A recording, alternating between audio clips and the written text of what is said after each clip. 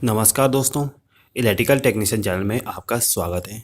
दोस्तों, आज का वीडियो हमारा इलेक्ट्रिकल वायरिंग के बारे में है और ये इलेक्ट्रिकल वायरिंग के क्लास 2 है।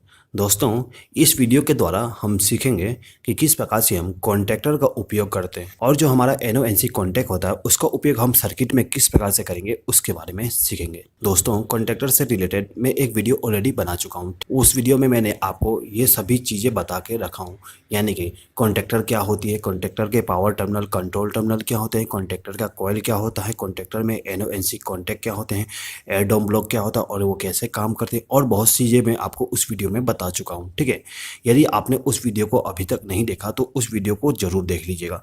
उस वीडियो का लिंक मैं डिस्क्रिप्शन में दे दूंगा, आप वहाँ पे क्लिक करके देख सकते हैं। ठीक है दोस्तों, चलिए आगे बढ़ते हैं। देखिए दोस्तों, जो हमारा कॉन्टैक्टर होता है उसमें 3 टाइप के टर्मिनल होते हैं। पहला तो A1 टर्मिनल और A2 टर्मिनल। ठीक है, यहाँ पे आप देख सकते हो ये हमारा A1 टर्मिनल है और ये हमारा A2 टर्मिनल है। ठीक है, A1 और A2 टर्मिनल कॉन्टैक्टर के कॉइल के टर्मिनल होते हैं। इसमें हमें क्या करना पड़ता है, फेज सप्लाई और न्यूट्रल सप्लाई देना पड़ता है। ठीक है, अब यहाँ पे दोस्तों देखिए, जो हमारा कॉन्टैक्टर होता है उसमें पावर टर्मिनल होते हैं। पावर टर्मिनल हमारा L1, L2, L3, L4। ठीक है, और T1, T2, T3 और T4 होता है। इनका टर्मिनल नंबर 1 से लेके 8 तक होता है। अब जो हमारा पावर टर्मिनल होता है उसमें हम क्या करते हैं, लोड को कनेक्ट करते हैं, यानी कि जो हमारा मोटर होता है उसके लिए जो मेन केबल कनेक्ट होता है उसको हम इन पावर टर्मिनल पे कनेक्ट करते हैं। ठीक है, अब ये जो हमारा पावर टर्मिनल है इसको चालू और बंद करने के लिए हम कॉन्टैक्टर के कॉइल में पावर सप्लाई देते हैं, जिससे हमारा जो कॉन्टैक्टर है वो चालू और बंद होता है। अब ये जो हमारा कॉन्टैक्टर है इसमें एक NO-NC कॉन्टैक्ट भी होता है। आप यहाँ पे देख सकते हैं NO और NC कॉन्टैक्ट। ठीक है, ये जो हमारा NO-NC कॉन्टैक्ट होता है उसका उपयोग हम इंडिकेशन के लिए या फिर इंटरलॉकिंग के लिए या फिर कोई लॉजिक को डेवलप करके उसको उपयोग कर सकते हैं। ठीक है, इन सभी चीज़ों के बारे में हम आगे और डिटेल से सीखेंगे। बस आप इस वीडियो को लास्ट तक जरूर देखिएगा। इस वीडियो को लास्ट तक देखने के बाद यदि आपको ये वीडियो पसंद आए तो प्लीज़ इस वीडियो पे लाइक जरूर कर दीजिएगा और यदि आपने अभी तक हमारे चैनल को सब्सक्राइब नहीं किया तो सब्सक्राइब भी कर लीजिएगा। ठीक है दोस्तों, चलिए आगे बढ़ते हैं। जो हमारा कॉन्टैक्टर होता है उसके 3 टाइप के कॉन्टैक्ट होते हैं। ठीक है, ये तो मैंने आपको ऑलरेडी बता दिया हूँ। अब उन सभी कॉन्टैक्ट का सिंबल किस प्रकार से होता है, तो देखिए, जो हमारा NO कॉन्टैक्ट होता है उसका सिंबल हम इस प्रकार से बना सकते हैं या फिर इस प्रकार से बना सकते हैं। ठीक है, उसके बाद हमारा जो NC कॉन्टैक्ट होता है उसका सिंबल इस प्रकार से बना सकते हैं या फिर इस प्रकार से बना सकते हैं। ठीक है, उसके बाद देखिए दोस्तों, जो हमारा कॉन्टैक्टर का कॉइल होता है उसका सिंबल हमें इस प्रकार से बनाना पड़ता है। देखिए, यहाँ पे जो हमारा कॉन्टैक्टर था यदि मुझे चालू करना हो तो हम क्या करते हैं, उसके साथ एक पुश बटन को कनेक्ट करते हैं। ठीक है, जिससे क्या होगा, यदि मैं पुश बटन को प्रेस करूँ तो हमारा कॉन्टैक्टर चालू हो जाए और उसको रिलीज करने पे कॉन्टैक्टर हमारा बंद हो जाती है। अब यदि आपको यही ड्राइंग आपको सर्किट डायग्राम के हिसाब से दिखाना है तो कैसे दिखाओगे, तो देखिए, आपको कुछ इस प्रकार से सर्किट डायग्राम को ड्रॉ करना पड़ेगा। ये हमारा कॉन्टैक्टर का कॉइल हो गया A1 और A2 टर्मिनल। ठीक है, A2 टर्मिनल पे हमने न्यूट्रल सप्लाई डायरेक्ट कनेक्ट कर दिया और जो A1 टर्मिनल पे फेज सप्लाई आ रही थी उसको कंट्रोल करने के लिए यहाँ पे पुश बटन को कनेक्ट कर दिया गया। ये जो पिक्चर में कनेक्शन किया गया वही सेम टू सेम कनेक्शन यहाँ पे किया गया है। अब यहाँ पे यदि कोई व्यक्ति मुझसे ये कहता है कि यहाँ पे आपको एक और पुश बटन कनेक्ट करना है जिससे कि आप 2 जगह से इस कॉन्टैक्टर को चालू कर सकें, ठीक है, तो उसका कनेक्शन कैसे करोगे, तो यहाँ पे आपको कनेक्शन करने के लिए आप क्या करोगे कि ये जो हमारा पुश बटन है इसके पैरेलल में एक और पुश बटन को कनेक्ट करना पड़ेगा। यहाँ पर मैंने एक पुश बटन ले लिया और इसको क्या करूँगा, यहाँ से एक फेज सप्लाई दे दूंगा और इसको ले जाके यहाँ पे दोबारा कनेक्ट कर दूंगा, यानी कि ये जो हमारा पुश बटन था इसको मैंने इस पुश बटन के पैरेलल में कनेक्ट कर दिया। ठीक है, अब मैं यदि इसको प्रेस करूं या फिर इसको प्रेस करूं, हमारा जो कॉन्टैक्टर है वो चालू हो जाएगा। अब यदि मुझे और जगह से कंट्रोल करना है, यानी कि मुझे एक और जगह से इस कॉन्टैक्टर को चालू करना है, तो मैं क्या करूंगा, इसी पुश बटन के पैरेलल में एक और पुश बटन को कनेक्ट कर दूंगा। अभी यहाँ पे आप देख सकते हो दोस्तों, मैं जब तक इस पुश बटन को प्रेस करके रखूँ तब तक हमारा कॉन्टैक्टर चालू रहेगी। ठीक है, जैसे मैं इसको रिलीज कर दूंगा कॉन्टैक्टर दोबारा ऑफ हो जाएगा। ठीक है, अब यदि मैं इसको होल्ड करके रखना, यानी कि एक बार पुश बटन को प्रेस करने के बाद हमारा कॉन्टैक्टर चालू ही रहना चाहिए। ठीक है, तो उसके लिए सर्किट कैसे बनाए, तो देखिए, यहाँ पे आपको एक होल्डिंग सर्किट बनाना पड़ता है। होल्डिंग सर्किट कैसे बनाएंगे, देख लीजिए। देखिए, यहाँ पे क्या करना है आपको, ये जो कॉन्टैक्टर है इस कॉन्टैक्टर का NO कॉन्टैक्ट का इस्तेमाल करना पड़ेगा। NO कॉन्टैक्ट का टर्मिनल नंबर 1314 होता है। दोस्तों, जो हमारा कॉन्टैक्टर होता है उसमें टर्मिनल नंबर लिखा होता है। उस टर्मिनल नंबर को देख के आप पता कर सकते हो कि ये NO कॉन्टैक्ट है या फिर NC कॉन्टैक्ट है। यदि आप सीखना चाहते हैं कि कैसे पता करेंगे तो उस वीडियो का लिंक मैं डिस्क्रिप्शन में दिया हूँ, आप वहाँ पे क्लिक करिए और उस वीडियो को देख लीजिए। चलिए आगे बढ़ते हैं।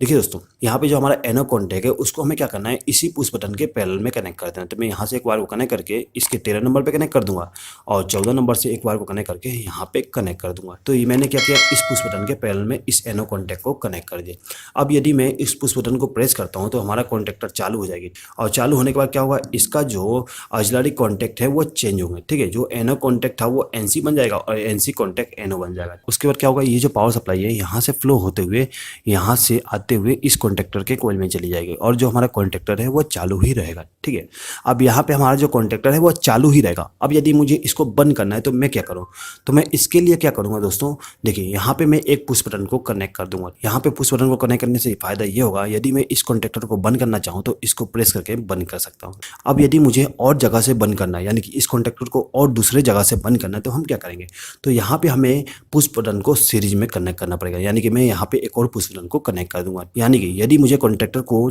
कई जगह से चालू करना है तो उसके लिए मैं क्या करूँगा कि एनो कॉन्टैक्ट को पैरेलल में कनेक्ट करते जाऊँगा।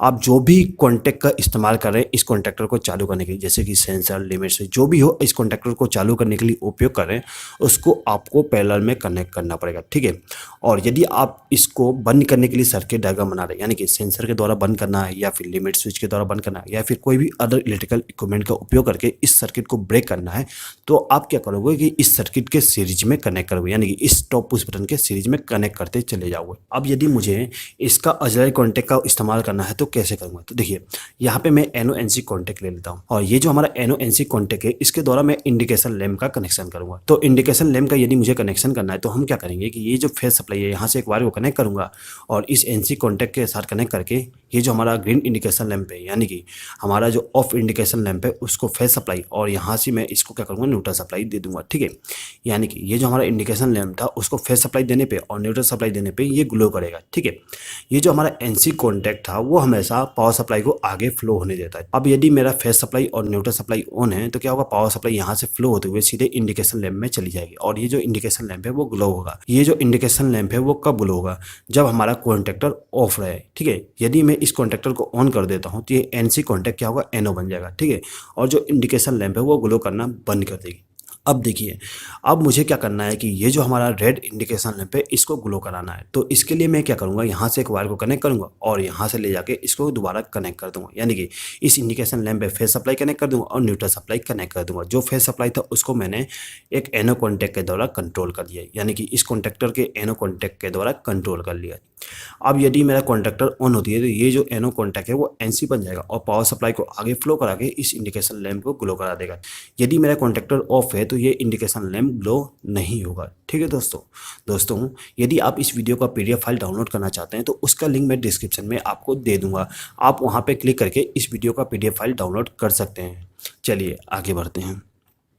अब देखिए दोस्तों, यहाँ पे हम लॉजिक का इस्तेमाल करके कैसे सर्किट डायग्राम को ड्रॉ करेंगे उसके बारे में सीख लेते हैं। यहाँ पे पहला लॉजिक ये है कि ये जो हमारा K1 है, यानी कि K1 कॉन्टैक्टर है, वो तभी चालू होना चाहिए जब हमारा K2 कॉन्टैक्टर ऑफ हो, यानी कि ये कॉन्टैक्टर ऑफ है तभी ये वाला कॉन्टैक्टर चालू होना चाहिए। तो इसके लिए हम सर्किट डायग्राम कैसे ड्रॉ करेंगे, तो देखिए इसके लिए हमें क्या करना पड़ता है कि ये जो कॉन्टैक्टर है इसका जो एनसी कॉन्टैक्ट है उसको हमें यहाँ पे प्रयोग करना पड़ता है। ठीक है, यानी कि इस कॉन्टैक्टर का एनसी कॉन्टैक्ट मैंने इसके सर्किट में कनेक्ट कर दिया, यानी कि K1 के सर्किट में कनेक्ट कर दिया। अब यदि मेरा K2 कॉन्टैक्टर ऑफ है तो क्या होगा, ये एनसी कॉन्टैक्ट ही रहेगा। ठीक है, और मैं इस पुश बटन को प्रेस करता हूँ तो क्या होगा, पावर सप्लाई यहाँ फ्लो होते हुए सीधे इस कॉन्टैक्टर के कॉइल में चली जाती है और जो हमारा कॉन्टैक्टर है वो दोबारा चालू हो जाएगा।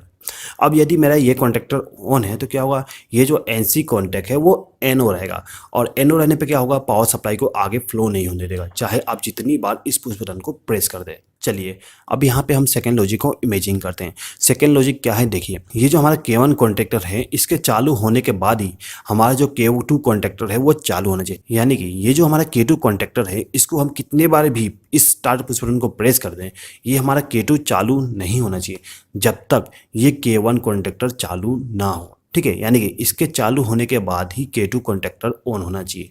तो इसके लिए हम कैसे सर्किट बनाएं? तो देखिए यहाँ पे मैंने ड्यूअल स्टार्टर ऑलरेडी बनाया हूँ, ठीक है। यहाँ पे आपको क्या करना है कि इस कॉन्टेक्टर का लॉजिक आपको K2 के सर्किट में कनेक्ट करना है, ठीक है। यहाँ पे ये आपको सोचना है कि कौन सा कॉन्टेक्ट यूज़ करें, NO कॉन्टेक्ट यूज़ करें या फिर NC कॉन्टेक्ट यूज़ करें। तो यहाँ पे लॉजिक क्या है, इसके चालू होने के बाद, इसको चालू करना है, ठीक है। यानी कि इसका जो NO कॉन्टेक्ट है उसका उपयोग आपको यहाँ पे करना पड़ेगा। अब क्या ऐसे काम करेगा दोस्तों, देख लीजिए। यदि ये कॉन्टेक्टर चालू होता है, यानी कि इस पुश बटन को प्रेस करता हूं तो ये कॉन्टेक्टर हमारा चालू हो जाएगा, ठीक है। ये चालू होते ही क्या होगा, इसका जो NO कॉन्टेक्ट है वो NC में कन्वर्ट हो जाएगा, ठीक है। और क्या करेगा, पावर सप्लाई को आगे फ्लो होने देगा। अब यदि ये कॉन्टेक्टर चालू नहीं है तो ये NO कॉन्टेक्ट ही रहेगा। अब मैं जितनी बार इस पुश बटन को प्रेस करूँ, हमारा जो NO कॉन्टेक्ट है वो पावर सप्लाई को आगे फ्लो नहीं होने देगा और ये जो कॉन्टेक्टर है वो चालू नहीं हो सकता। तो इस लॉजिक के हिसाब से हमें क्या करना है कि ये जो हमारा K1 कॉन्टेक्टर है इसका NO कॉन्टेक्ट हमें K2 के सर्किट में उपयोग करना पड़ेगा, ठीक है दोस्तों। तो कुछ इस प्रकार से हम NO NC कॉन्टेक्ट का उपयोग करके लॉजिक डेवलप कर सकते हैं और उसका सर्किट डायग्राम भी ड्रॉ कर सकते हैं। अब देखिए दोस्तों, आपके लिए एक क्वेश्चन है। क्या क्वेश्चन है दोस्तों, देखिए आपको इस क्वेश्चन का जवाब कमेंट बॉक्स में कमेंट करके देना है। क्वेश्चन क्या है दोस्तों, देखिए आपको यहाँ पे सर्किट डायग्राम को चूज करना है कि कौन सा सर्किट डायग्राम सही है, ठीक है। क्वेश्चन क्या है, यानी कि हमारा लॉजिक क्या है, देख लीजिए। आपके पास में दो कॉन्टेक्टर हैं, K1 कॉन्टेक्टर और K2 कॉन्टेक्टर, ठीक है। अब यहाँ पे इन दोनों कॉन्टेक्टर को आपस में इंटरलॉक करना है, यानी कि एक समय में केवल एक ही कॉन्टेक्टर चालू होना चाहिए। यानी कि आपका K1 कॉन्टेक्टर चालू हो जाए या फिर K2 कॉन्टेक्टर चालू हो जाए, इन दोनों में से केवल एक ही कॉन्टेक्टर एक समय में चालू होना चाहिए। यदि K1 चालू है तो K2 चालू नहीं होना चाहिए और यदि K2 चालू है तो K1 चालू नहीं होना चाहिए। तो इसके लिए मैंने यहाँ पे 4 सर्किट डायग्राम आपके सामने बना के रखा हूँ, ठीक है। इनमें से आप अपना आंसर चूज करिए और उसको कमेंट बॉक्स में कमेंट करके बताइए। पहले ऑप्शन में मैंने क्या किया हूँ कि ड्यूअल स्टार्टर बनाया हूँ और उसमें मैंने क्या किया हूँ कि K2 का NO कॉन्टेक्ट जो है उसको मैंने K1 के सर्किट में यूज़ कर लिया हूँ, ठीक है। और K1 का जो NO कॉन्टेक्ट था उसको मैंने K2 के सर्किट में कनेक्ट कर लिया हूँ। यदि आपका आंसर की A है तो आप कमेंट बॉक्स में A कमेंट करिए। उसके बाद B ऑप्शन में क्या है, देखिए ये जो हमारा K1 का सर्किट है उसमें मैंने K1 का NO कॉन्टेक्ट यूज़ कर लिया हूँ, ठीक है।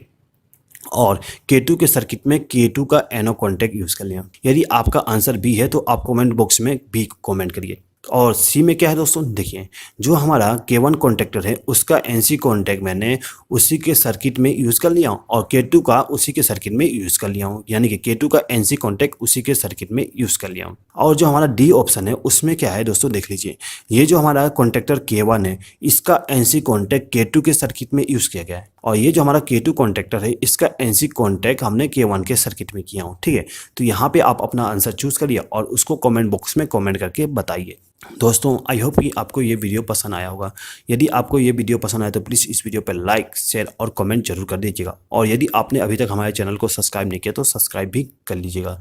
इस वीडियो को देखने के लिए धन्यवाद।